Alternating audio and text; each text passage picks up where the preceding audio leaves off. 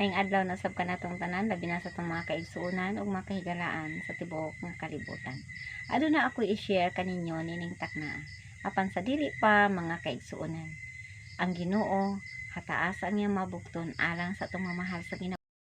Kung kamo bisan unsa kalayo sa inyong giadtuan, apan kun ang inyong mga tuhod nagaluhod alang sa inyong mamahal sa ginabuhi, hataas ang mabukton sa atong Ginoo aron sa pagkabot ug sa pagbantay sa atong mamahal sa kinabuhi. Hinumdumi mga kaigsuonan, ang ato lamang komunikasyon ug relasyon sa Ginoo ang makapahimo nga safety sa atong mamahal sa kinabuhi. Sa dili pa nako i-share sab ako'y mga hilom nga pag-ampo ug hangyoon usab nako.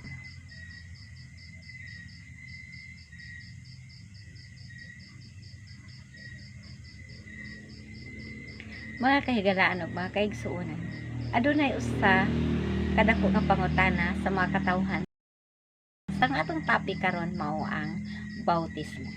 So, dunay usa ka tao nga nangutana kang Apostol Pedro. Iyan siya dinhi ug sa ilang magpagkadungog nini. Gisakitan sila sa kasing-kasing og kang Pedro ug ang ubang mga apostoles sila nangutana nga nag-ingon. Nga imong pagabuhaton og si Pedro mitubag kanila. Paghinulsol kamo og pagpabautismo kamo ang matag-usa kaninyo sa ngalan ni Jesus tungod sa kapasayloan sa inyong mga sala ug madawat ninyo ang gasa sa Espiritu Santo. Mga kahigalaan, aduna lang may duha ka mga tumong niining atong bersikulo karon. Ang hinaot ako na unta usab uban kanako makigduyog kamo sa pag-share niini nga po. Yon siya dinhi. Unsa may atong buhaton aron kita maluwas. Apan si Pedro mitubag niingon siya dinhi. Paghinulsol o pabautismo. Duha lamang atong sentro niini nga taknaa mga kaigsuonan ug mga kahigalaan. Una, ang paghinulsol. Sa diha nga akong nakita ang paghinulsol ang pagbasol lahi sila og mga definasyon. So atong hatagan og definition ang paghinulsol. Ang paghinulsol mga kaigsuonan, usa siya nga ni giila nimo ang imong sala ug imong biyaan ang imong sala. Muna siya ang paghinulsol nga gikan sa imuhang nailhan nga imong nabuhat nga sala, imong giangkon nga ikaw makasasala ug imong gibiyaan ang imong daan nga sala. Ang paghinulsol biyaan nimo ang daan nimo nga nabuhat kinaiyahan nimo nga sala. Sumo na ang paghinulsol. Og ang pagbasol wa nimo siya biyai apan imo siya nga gibasulan. Nabasulan nimo kay imong nabuhat apan sa ingon imo naara gihapon. Nabasol lang ka apan wa nimo hinulsol. So ang giingon ni Apostol dinhi Pedro, atong hinulsulan ang atong mga sala. Ug kun hinulsulan nato atong mga sala, aduna tay pagsugid sa atong mga kasalanan kang Ginoong Hesus. Sa 1 Juan 1:9 nag-ingon siya, kun isugid nato ang atong mga kasalanan, ang Dios matarong ug matinumanon nga mapasaylo sa atong mga sala ug limpyuhan kita sa atong pagkadautan. Mao na mga kaigsuonan ug mga kahigalaan ko nga kun atong isugid ang atong mga sala tungod kay kita naghinulsol, si Ginoong Hesus matarong nga mapasaylo sa atong mga sala ug human niini mga kaigsuonan sumala sa Mateo Kapitulo 3, versikulo 13, paingon sa 17. Atong basahon mga kaigsuonan ha. Og datong panahon na si Jesus gikan sa Galilea niadto kang Juan sa Jordan aron sa pagpabautismo kaniya. Hinumduman nato ang Jordan mga kaigsuonan usa ka suba, usa ka dakong tubig. Apan kaniya si Juan misulay sa pagsaranta nga nagaingon, ako maumay kinahanglan nga imong pagabautismohan. Ug ikaw na hinuon ang mianhi kanako? Si Jesus mitubag kaniya, itugot lang kini karon. Kay angay kanato ang pagbuhat niini aron sa pagtuman sa tibuok pagkamatarong.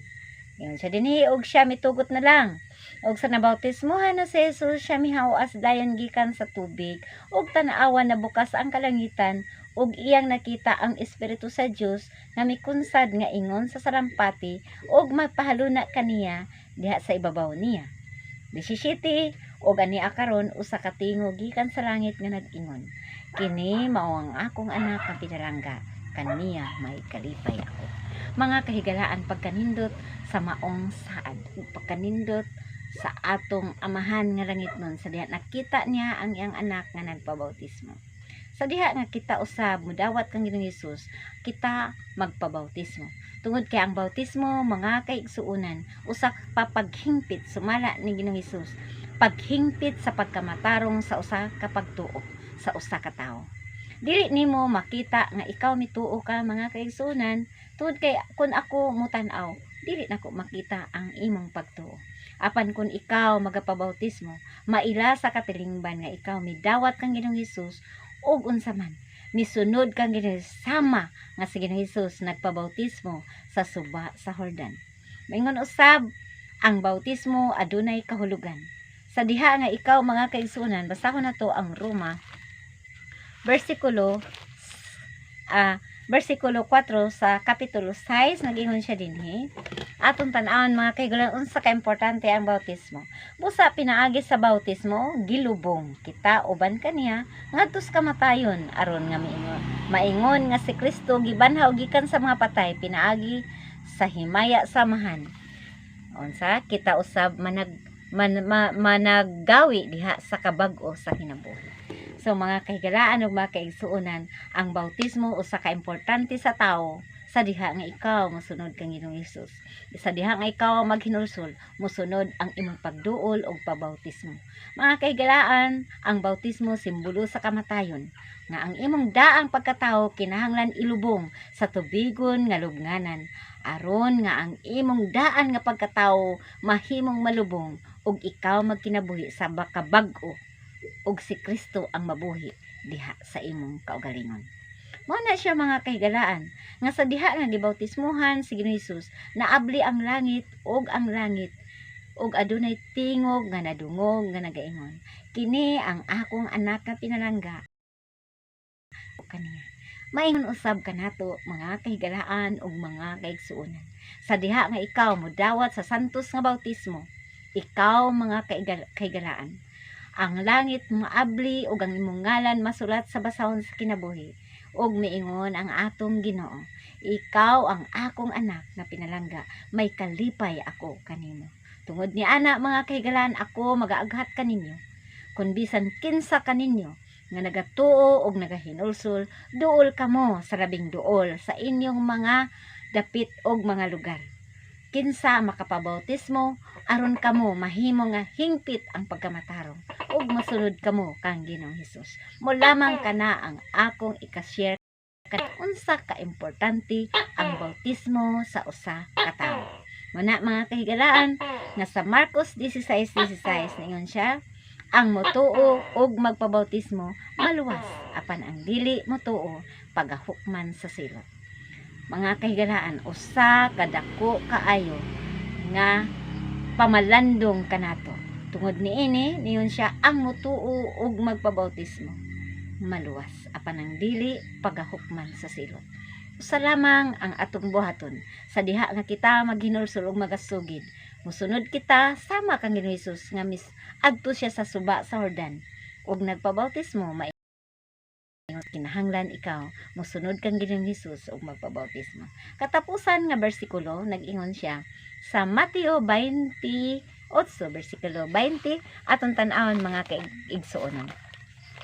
Ang ingon sa Ginoo, kinahanglan nga magpabautismo tungod kay usa kini kasugo sa atong Ginoo sa diha nga sa wa pa siya mokayab sa langit. Mao nga kita usab, mga kahigalaan ug mga kaigsuonan, kinahanglan kita nga magpabautismo tungod kay si Ginoong Hesus mao kini ang katapusan nga sugo sa atong Ginoo. Sa 19, busa panlakaw kamo ug himuan ninyong mga tinun-an sa pagpamautismo kanila sa ngalan sa Amahan ug sa Anak ug sa Espiritu Santo. Katudlo kanila sa pagtuman sa tanan kong gisugo kaninyo ug tan-awa, ako magauban hangtod sa katapusan sa kapanahonan. mga kahigalaan. Ang Ginoo nagatawag kanato karon og nagahimo kanato nga matinun-an. Ug ikaw moduol kang Ginoong Hesus ug magpabautismo, tan-awa ang Ginoo. Siya magauban hangtod sa katapusan sa atong kinabuhi. Mahimo siya nato nga higala ug ang Dios magakauban kanato sa wala nay katapusan.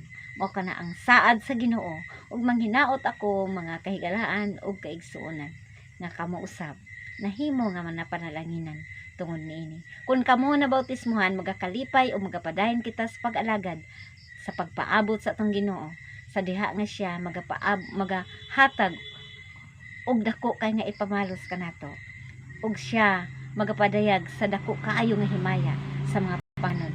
Andam kita mga kaigsuonan o kahigalaan. Daghang kaayong salamat, pasaylo ako medyo nataas ang ato karon nga pagtuon. Salamat kay sa inyong pagtagad ug daghan usab salamat sa atong mga viewers ug sa atong naga-subscribe. Salamat kay natong tanan. Ang Dios magapanalangin. God bless.